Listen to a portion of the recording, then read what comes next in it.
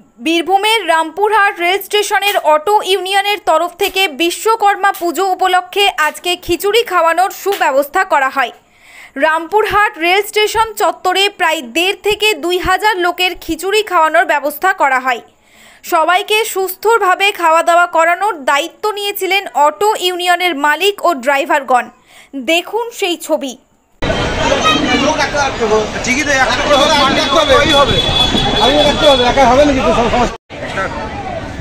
নমস্কার, আমি আইনডিটিউসি পরিচালিত রামপুরহাট অটো রিক্সা ইউনিয়নের সেক্রেটারি সাহেব শেখ।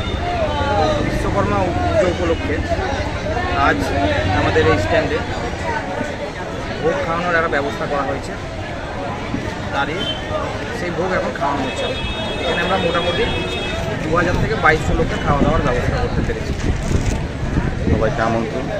সবাইকে আমন্ত্রণ। আপনারা সকলকে আমন্ত্রণ জানাই যে আপনারা সকলে এসে ভোগ খেয়ে যান, এবং